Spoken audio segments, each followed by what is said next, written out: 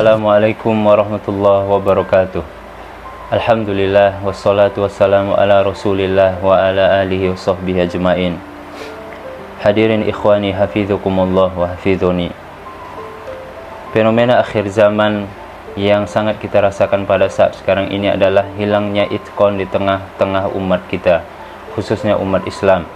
Apa yang kita sebut dengan itqan dalam Islam adalah suatu profesionalitas seseorang dalam menjalani segala bidang tertentu.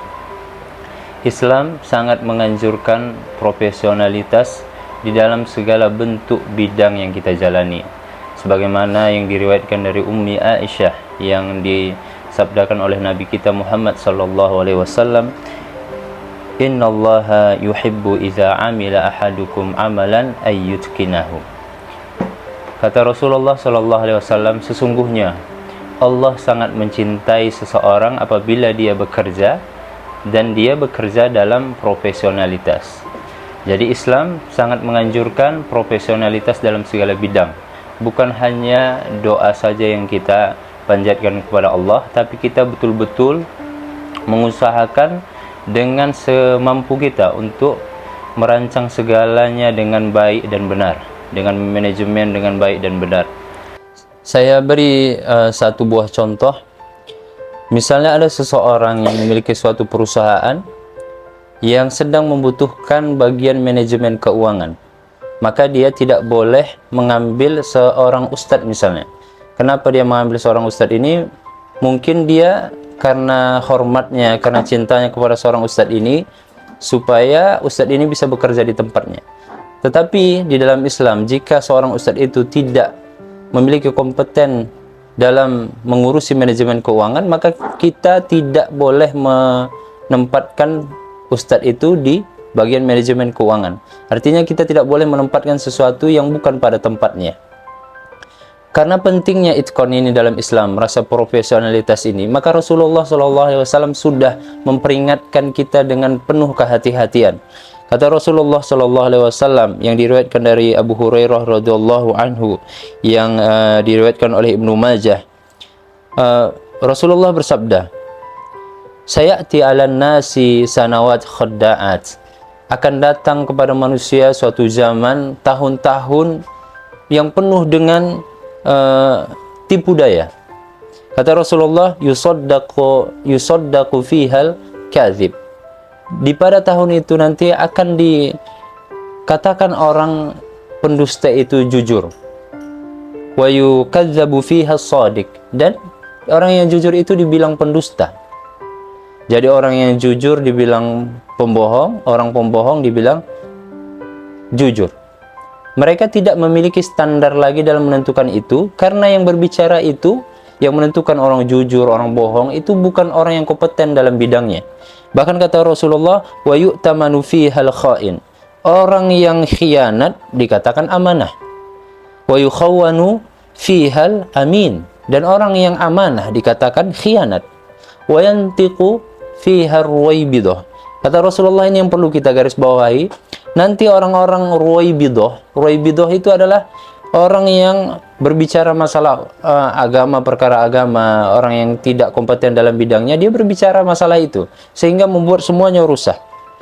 Ketika ditanya, "Qila wa ma ruwaibidah ya Rasulullah?" Ketika ditanya, apa itu ruwaibidah? Kata Rasulullah, "Ar-rajulu tafih." Dia adalah seorang laki-laki yang tafih, yang bodoh. Fi amril amah, dia suka berbicara masalah umum, padahal dia tidak memiliki kompeten dalam bidang itu. Misalnya ruwaibidah ini saya kasih contoh misalnya. Ada banyak orang yang kita dapati saat sekarang ini yang mengatakan bahwasanya boleh kita meneruskan makan dan minum untuk menghabiskan itu saat kita sudah mendengar azan subuh saat puasa. Karena dia memahami hadis yang diriwayatkan oleh Abdullah bin Umar, yang kata Nabi saat Bilal sudah azan, maka kata Nabi, fakulu washrobu, maka makan dan minumlah.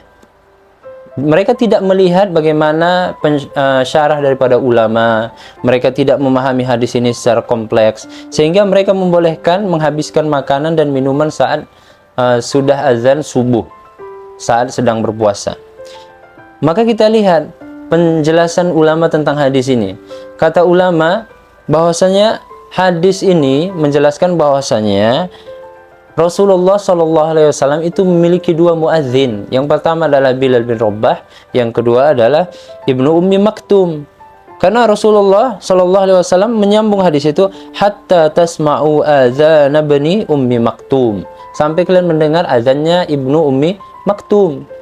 Nah, jadi kita dapat simpulkan dari penjelasan ulama bahwasanya ini hadis harus dipahami bahwasanya bukan menjelaskan tentang boleh dan bolehnya makan dan minum setelah azan saat azan subuh, saat puasa. Akan tetapi azan yang pertama itu adalah azan yang masih memanggil orang atau membangunkan orang, yang disebut dengan fajar kadzib, belum masuk fajar shadiq, yaitu azan subuh. Nah, sebagai contoh lagi saya jelaskan bahwasanya banyak kita dapati saat sekarang ini orang-orang mengatakan zikir mengeraskan suara setelah sholat jamaah itu mungkar atau bid'ah. Mereka lupa bahwasanya Imam Bukhari, di dalam sahihnya Imam Bukhari dan juga Imam Muslim meriwayatkan bahwasanya anna rafa sauti hina yansarifun nas minal maktubah kana ala ahdin Nabi sallallahu alaihi wasallam. Imam Bukhari dan Imam Muslim meriwayatkan suatu hadis yang hadisnya adalah sahih, bahwasanya mengangkat suara saat berzikir ketika berpalingnya manusia daripada sholat-sholat, selesainya manusia daripada sholat-sholat wajib, itu dilakukan di zaman Nabi Muhammad SAW. Kita tidak tahu apakah yang mengatakan itu hanya membaca yang perlakuan Nabi saja tanpa membaca hadis Nabi, karena mereka memahami sunnah itu hanya apa yang dilakukan oleh Nabi. Padahal sunnah itu sangat banyak, apa yang diucapkan Nabi, apa yang didiamkan Nabi, apa yang dilakukan Nabi, itu bisa kita masukkan dalam kategori sunnah. Bahkan ulama menjelaskan bahwasanya hadis Nabi yang diucapkan Nabi itu lebih kuat sunnahnya, lebih kuat dalilnya dibandingkan hanya perbuatan yang dilakukan oleh Nabi Muhammad SAW. Dari sini dapat kita tarik kesimpulan bahwasannya Islam sangat menganjurkan itqan, profesionalitas dalam segala bentuk bidang yang kita jalani. Sehingga jika kita ingin menjalani suatu pekerjaan atau kita ingin menjalani suatu menyelesaikan suatu permasalahan, maka kita dapat menyelesaikannya dengan baik. Dan khususnya jika kita umat Islam ingin membangun suatu peradaban, jika kita ingin membangun persatuan, maka kita harus menekuni segala bidang yang kita jalani sehingga kita tidak salah dalam mengeluarkan hukum, sehingga kita dapat memahami itu secara kompleks, bukan secara parsial saja. Kita dapat memahami secara syamil, secara keseluruhan, bukan hanya juz'i saja sebagian. Oleh sebab itu mudah-mudahan kita diberikan oleh Allah Subhanahu wa taala itqan ini, supaya kita dapat menjalani segala bidang kita dalam keprofesionalitasan. Assalamualaikum warahmatullahi wabarakatuh.